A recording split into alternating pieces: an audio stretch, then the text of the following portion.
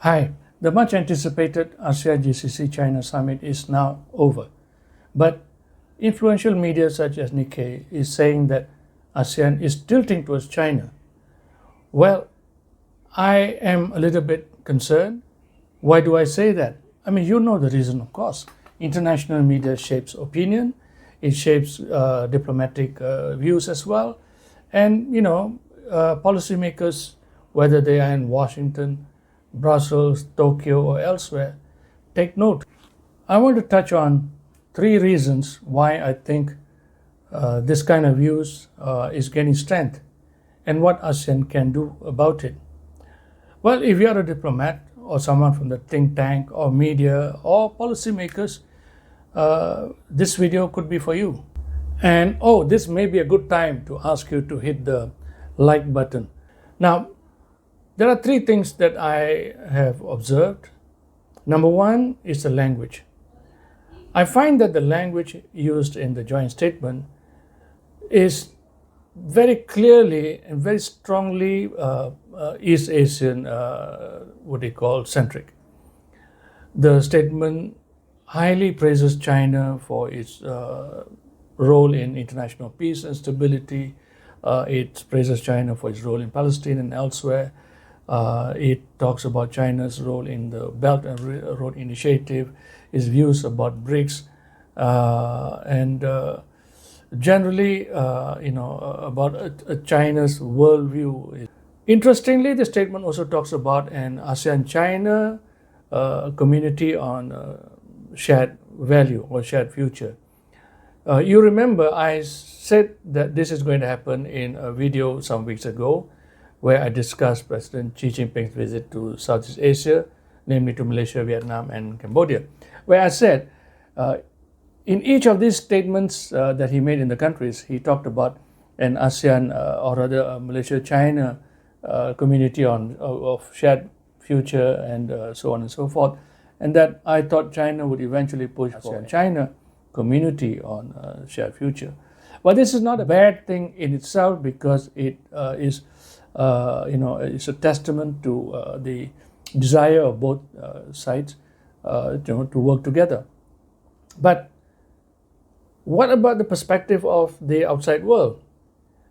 From their perspective, I think ASEAN looks like it is increasingly integrating itself into China's normative and strategic architecture.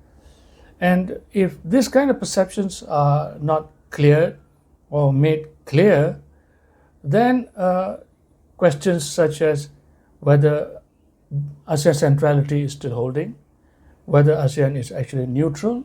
The second observation is that there is a very strong alignment with China in the areas of trade, investment, technology, financial cooperation, and others, through explicit references to the Belt and Road Initiative. For example, the ASEAN-China FTA 3.0, the ASEAN or GCC-China FTA.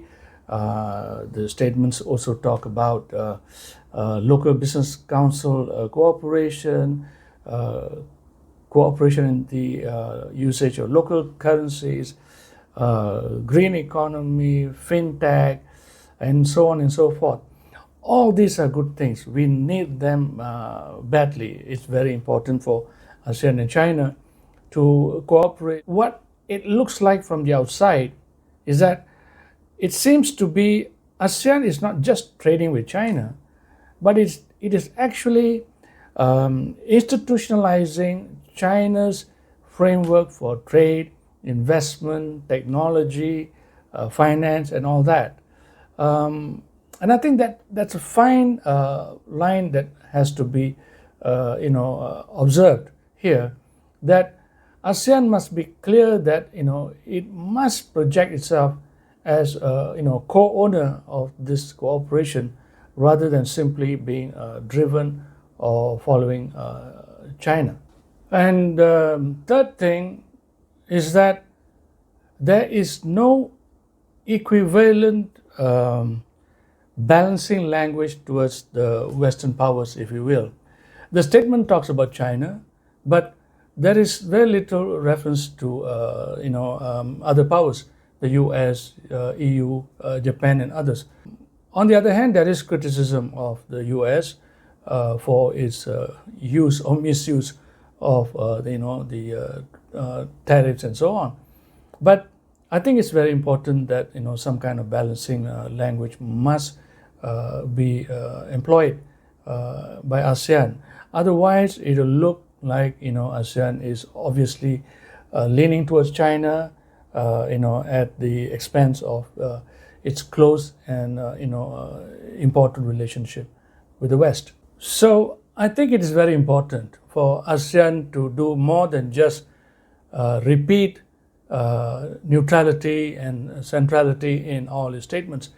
It must be seen as actively, believing and doing what it says. So I think it is highly important that ASEAN projects a balanced, interaction with the other powers, namely the US, EU, Japan, and the others as well. So in this context, the forthcoming ASEAN summit that will be chaired by Malaysia sometime in the second part of the year is extremely important, because this is where the other dialogue partners, the ones that I mentioned just now, will be invited to the summit, and this is an opportunity for ASEAN to project that it is clearly valuing the relationship it has with the rest of them. So I think there are three things that ASEAN can do specifically. And they are, number one, I think it is crucial ASEAN must get the ASEAN-US special summit going. The chairman mentioned that he has written to the United States. Well, perhaps a telephone call would be an important way to move forward, because this summit is all too important, not just for ASEAN, but for the United States as well. I want to make it clear that it is not only ASEAN that should push for the summit. The US too must see the value of meeting ASEAN in this form of engagement. Well, that would be the first way of showing that ASEAN values its relations with the US. The second thing that ASEAN can consider is holding a region-to-region summit. Well, ASEAN has already done the first step, which is the ASEAN-GCC summit. It is actually a region-to-region summit. And I'm thinking perhaps ASEAN can convene a similar summit with the EU, for example. An ASEAN-EU region-to-region summit might be a very interesting way to project that ASEAN is not solely leaning towards one side, but it is trying to be actively neutral with others as well. Perhaps the incoming chair might want to consider this idea. The third thing that ASEAN can do is to demonstrate internal transparency. Now, what do I mean by that? ASEAN has made it very clear that it is pursuing a balanced relationship with everyone. The ASEAN Secretariat maintains a comprehensive website on ASEAN's engagement with the dialogue partners and other countries as well. And annually ASEAN issues statements, again testifying to the fact that it is balanced. But the problem here is that, number one, the statements are extremely thick and voluminous. The ASEAN chairman statement, for example, is about 24 pages thick. Sometime in the middle of the year, there will be the ASEAN post-ministerial conferences statements. Again, that statement will be even thicker, maybe even running up to 50 pages or so. So what I'm trying to say is that the documents that are being put out over there are extremely difficult and not generally accessible or understood by everyone. And I'm saying even members of the press as well. I suspect that many of them do not have time to read all these documents in details. So what I suggest is that ASEAN should put out a scorecard. Perhaps the ASEAN Secretariat could be tasked to do that. This scorecard should show it very clearly, simply, visually, the engagements that ASEAN has with all its partners around the world, politically, economically, strategic, finance, and all other areas. By doing so, ASEAN, I think, would be able to clearly demonstrate to the world and the international media particularly that it is indeed pursuing a balanced relationship. I want to make it clear that ASEAN and China need each other very much, now especially, given the external global trading system which is unraveling. ASEAN and China have no options but to work together, and they need to enhance and upgrade their quality of interactions and trade, investment, and all that. But having said that, it is important, I think, for ASEAN to manage international perception wisely. And if you like this video, please hit the like, share button, and your comments are welcome as usual. I shall see you very soon. Thank you very much.